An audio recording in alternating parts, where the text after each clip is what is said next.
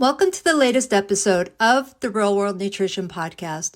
This is episode 195, Coffee, Caffeine, and Energy. What helps? What hurts? Hi everyone, welcome back to another episode of the Real World Nutrition Podcast. I'm your host, Shelley Rael, registered Dietitian Nutritionist, and today I'm talking about a favorite topic of mine, coffee, along with caffeine and energy. And especially, or more specifically, what helps, what hurts, and how to use them in a way that can support your health and your day-to-day energy levels. So, first up, let's clarify the difference here when I'm talking about coffee versus caffeine. So, coffee versus caffeine. They're not the same. And I do often use these two terms interchangeably, but I want to make sure that it's clear. Of course, they're not the same thing. Coffee is a beverage. Caffeine is a stimulant, a drug, really. And caffeine is found naturally in coffee, tea, and even in small amounts in chocolate. And it's also added to sodas, energy drinks, and now you can even see it in gum, water, supplements, and I've even seen it years ago as it's in soap. Now, of course, we don't eat soap. So with supplements, I'll just mention that I remember years back when I was doing distance running or long distance cycling, some of the gels or things that you take midpoint or during the event or during your runs to help with fueling often had caffeine in them. And there is some sports performance benefits to having caffeine. So I'll just mention that, but I'm not going into that part of it today. I'm also not going to be addressing tea very much. This is primarily about coffee and caffeine and the difference here. And while tea and even chocolate has its health benefits, today, I'm focusing on the coffee. And then I also want to mention this. I did say that caffeine is a drug, and it is in fact a drug. It is. It is the most widely used drug around the world. And saying that, some people might have this notion that I'm talking about the illicit drugs or so-called illicit drugs, but we've got to remember things that we buy over the counter all the time are drugs, so we don't have to have a prescription or, think of it, buying it on the street corner. I don't know if people still do that, honestly. But caffeine is indeed a drug. Now, coffee is the most common way people consume caffeine, but it's certainly not the only one. And coffee contains compounds that do offer health benefits, and then caffeine can be isolated and added to almost anything. So when discussing caffeine, it's essential to know its source, where it's coming from, and because that matters. So let's talk about caffeine as a stimulant. Caffeine is a central nervous system stimulant. So what that means is it doesn't actually give you energy the way calories do. In fact, it blocks adenosine, the compound that makes you feel sleepy, and it gives you a temporary feeling of alertness and energy. So as a central nervous system stimulant, it makes you more alert. Your response time is better. So that's why caffeine is great for short-term mental alertness, but it's not fuel for your body. Energy in the true sense, when we're talking to like metabolic energy, calories, fuel, that comes from food and potentially other beverages. Obviously, beverages with calories in it. And then drinking or consuming caffeine on an empty stomach and skipping meals can lead to a temporary high followed by a crash. Or worse, high amounts of caffeine can contribute to anxiety, jitters, and even disrupted sleep. Now, let's talk about coffee's health benefits. Now, if it wasn't obvious yet, I am definitely team coffee. I drink it almost every day, And for many people, coffee is more than just that source of caffeine or a caffeine hit. It's a ritual. It's a comfort. It's a habit. Now, just be straight up. I can take or leave a coffee, but I prefer not to leave it. And I say it's better for other people if I don't leave it. However, there's been times I've gone without it. I don't have the withdrawals. If I skip it, it's not really a big deal. It's just something that I happen to enjoy. So I want to make that clear. There are the people who do have this addiction to it because, again, caffeine is a drug. And some people do have withdrawals when it comes to taking away coffee or caffeine. Not everyone has that. Now, here's the good news about coffee. Research supports that there are several health benefits to moderate coffee consumption. So I'll talk about moderate here in just a minute. But there are so many health benefits. There's a lot of research out there. I'm not linking all those in the show notes, but you can certainly look it up. So here's the thing.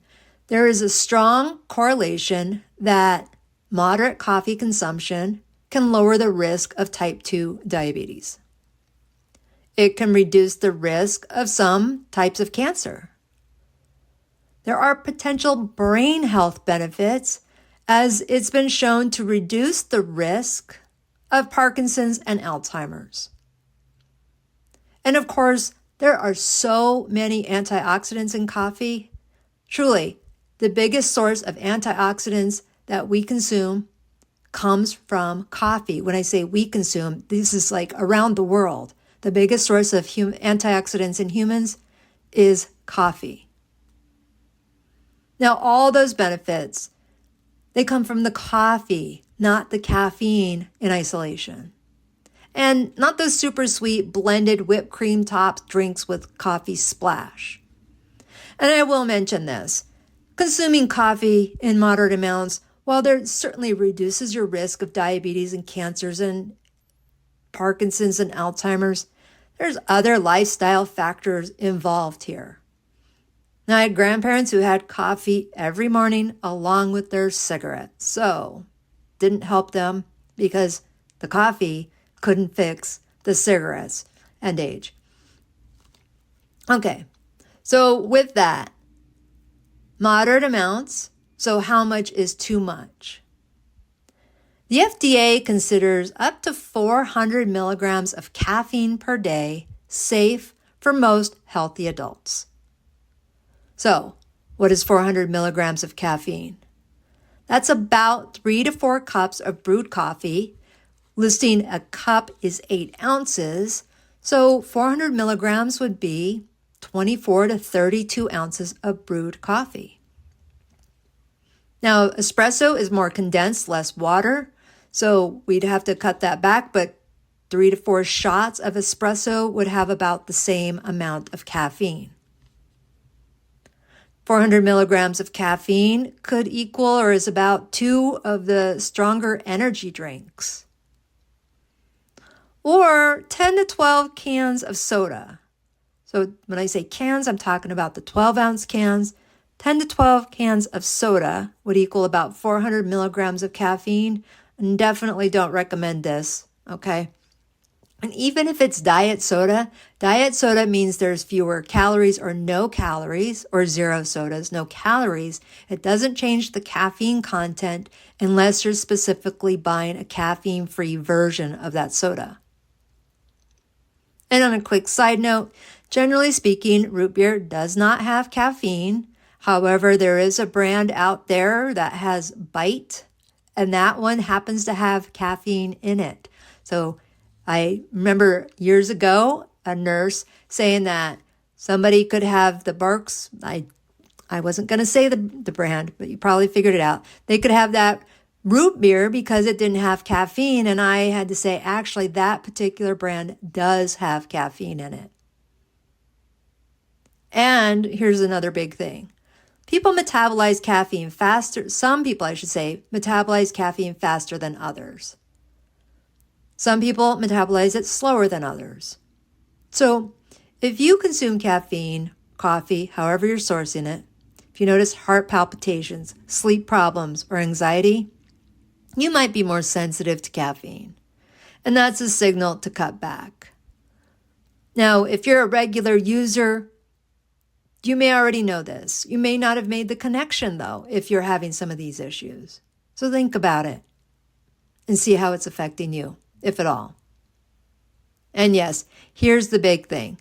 There have been caffeine overdoses, particularly from highly concentrated powders, excessive energy drink use, especially among young adults, or when mixed with alcohol or medications.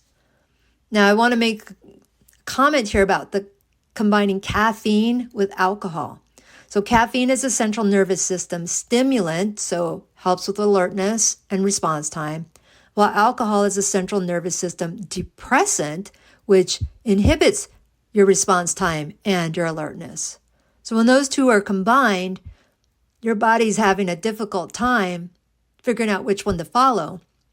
However, generally, the response time will be depressed. The alertness can be heightened, so people have this feeling that they're not as intoxicated as they actually are. So I want to address energy drinks here. Energy drinks can be a mixed bag. Some of them have just caffeine and sugar, but it's important to note that many do include additional stimulants such as guarana, ginseng, or taurine.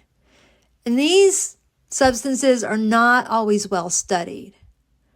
And I want to point out too that sometimes the marketing for these energy drinks say it's equivalent to a cup of coffee, but it's not taking into account the other stimulants that could be in there that could contribute to more of that heightened and stimulant-like effect. So yeah, the caffeine content might be the same, but there's multiple stimulants in that energy drink, very likely. So here's the deal. A small energy drink or a single energy drink, probably fine. Multiple in a day, or combined with poor sleep, combined with no food, combined with potentially high heat or exercise, I should say, that's sweating when you're exercising a lot, and maybe using the energy drinks to help keep going. It's asking for trouble. And in teenagers, I don't recommend them at all. I know lots of teenagers use them. I remember my teenager used them. I was not happy, but he was buying it with his own money, so there was only so much I could do about that. But it's really, I encourage people to use caution with it because there are multiple sources that can contribute to caffeine intake. And when I said how much is too much, the 400 milligrams, you can have a little bit more than that, sure. We find when you're at 1,000 milligrams, that's when it's really affecting your heart and can potentially cause death. So people may not be slamming multiple energy drinks, but they may have a couple of energy drinks and then get a coffee drink from a coffee shop or get a really big one, and it can just add up. Now I want to address quickly caffeine and hydration. Here's a myth buster here. Caffeine in moderation is not dehydrating. Yes, it is a mild diuretic, but usually the fluid from the coffee or even the tea contributes to hydration. So your morning cup isn't dehydrating you. Just don't replace water entirely with coffee. We still want to consume water. Just don't worry that your coffee is making you lose more water. And then I mentioned this briefly, coffee versus those fancy not energy drinks, fancy coffee drinks. So I want to be real. Those coffee drinks are basically dessert in a cup. So not saying to avoid them altogether, but consider this. Watch the sugar, watch the syrups, watch the heavy cream. And I like the whipped cream that come with those, but it all adds up. Try a smaller size.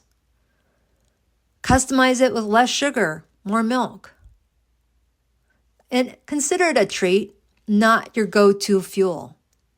And I know some of you may say, oh yeah, it's definitely a treat, but I've known people who have those every single day. So, how to use caffeine wisely. You may be well versed in your caffeine intake and how it works in your body. But here's some guidelines. Time it right. For most people, I recommend they avoid caffeine 6 hours before bed. Some people need longer. People know themselves best, and some people say, if I have coffee after 10 a.m., I can't get to sleep. And they're going to bed at the 8 to 10, 11 o'clock time. I encourage people to pair it with food, especially breakfast. Know your limit.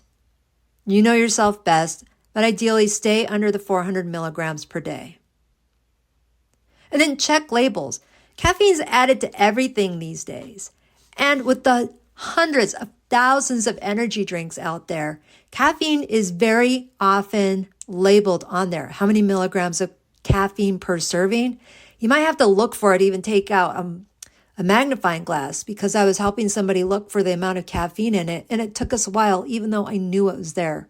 Sometimes you have to turn the can on its side to see it alongside the nutrition facts label or the supplement facts label.